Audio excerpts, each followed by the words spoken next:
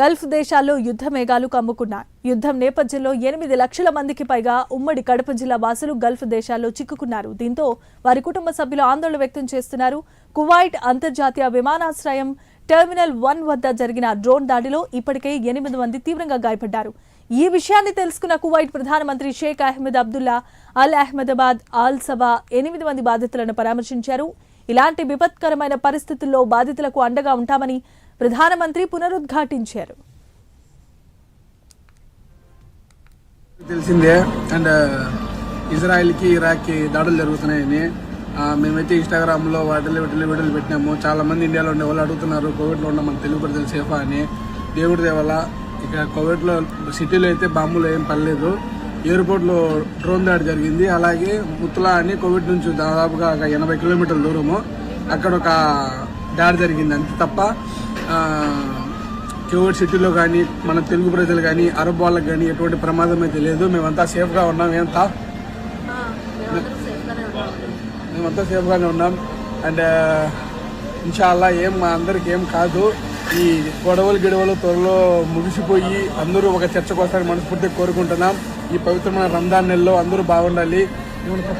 అందరికి తెలిసిందే and Israel కి ఇరాక్ కి దాడులు జరుగుతున్నాయని డ్యూటీ చేస్తా ఉన్నా. డ్యూటీకి వచ్చిన తర్వాత వార్ అయితే స్టార్ట్ అయింది అనమాట. ఇరాన్ కి ఇజ్రాయెల్ కి మధ్యలో. నాకు కూడా మా వైఫ్ ఫోన్ చేసి రూమ్ నుంచి నాకు సౌండ్స్ వినిపించిన ఈ విధంగా ఎక్కడున్నామని చెప్పేసి. ఈ వార్ వల్ల కువైట్ లో వార్ సైరన్స్ అనేవి మోగిస్తా ఉన్నారు. వాటిలో చూసి మీరు జాగ్రత్త పడతారని చెప్పేసి. ఎందుకంటే ఇరాన్ కి ఇజ్రాయెల్ కి మధ్యలో వార్ జరిగేటప్పుడు కువైట్ సెంటర్ లో ఉన్నది కాబట్టి ఇరాన్ వాళ్ళు బాంబులు వేసినా లేదా ఇజ్రాయెల్ వాళ్ళు బాంబులు వేసినా కువైట్ పై నుంచి పోతాయి కాబట్టి కొన్ని మందకాల్లో ఉన్న వాళ్ళకి అవి కనిపిస్తాయి క్లియర్ గా. బాంబులు పోవడం కానీ రావడం కానీ వాటిలో వీడియో తీసి అప్లోడ్ చేస్తా ఉన్నారు. అటువంటి వీడియో చూసి భయపడాల్సిన అవసరం లేదు. వార్ సైరన్ అనేది కువైట్ లో మోగినప్పుడు జాగ్రత్తగా ఉంటే సరిపోద్ది. ప్రస్తుతానికి కువైట్ లో ఉన్న వాళ్ళంతా సేఫ్ అనమాట. ఎటువంటి ఇబ్బంది పడాల్సిన అవసరం లేదు. వార్ కువైట్ లో అయితే జరగడం లేదు, జరుగుతున్నది ఇజ్రాయెల్ కి ఇరాన్ కి మధ్యలో. ఇండియాలో ఉన్న వాళ్ళు కూడా భయపడాల్సిన అవసరం లేదు. కువైట్ లో ఉన్న వాళ్ళు ప్రతి ఒక్కరు ప్రస్తుతానికి అయితే సేఫ్ అనమాట. మీరు కొన్ని వీడియోస్ చూసి భయపడి ఫోన్ చేసి అమ్మా యుద్ధం జరుగుతున్నదేమో అని చెప్పేసి ఆలోచించాల్సిన అవసరం లేదు. మీ వాళ్ళు ఎవరైనా ఉంటే వాళ్ళకి డైరెక్ట్ గా ఫోన్ చేసి ప్రస్తుతానికి కువైట్ లో పరిస్థితి ఏందనేది మాత్రం కనుక్కోండి.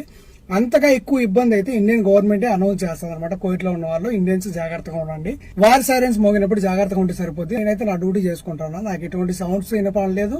నాకు ఎటువంటి బాంబులు పోవడం రావడం అయితే కనిపించడం లేదు. ఎందుకంటే నేనున్న ఏరియాలో అవి నాకు కనిపించకపోవచ్చు, కానీ ఏరే వాళ్ళు ఉన్న ఏరియాలో అవి కనిపించవచ్చు. మామూలే అనమాట. యుద్ధం జరిగేటప్పుడు ఇవన్నీ సర్వసాధారణమే. కానీ వార్ సైరన్స్ కువైట్ లో మోగినప్పుడు అయితే జాగ్రత్తగా ఉండండి. ఏదైతే ఒరిజినల్ న్యూస్ ఉంటుందో కువైట్ గవర్నమెంట్ పబ్లిష్ చేసింది కావచ్చు లేదా ఇండియన్ గవర్నమెంట్ అనౌన్స్ చేసింది కాబట్టి దాన్ని మాత్రమే నమ్మండి. మిగతాటి చూసి భయపడాల్సిన అవసరం లేదు. ప్రస్తుతానికైతే అందరూ సేఫ్ గా ఉండాలని కోరుకుంటున్నా. డ్యూటీ చేస్తా ఉన్నా. డ్యూటీకి వచ్చిన తర్వాత వార్ అయితే స్టార్ట్ అయింది అనమాట. ఇరాన్ కి ఇజ్రాయెల్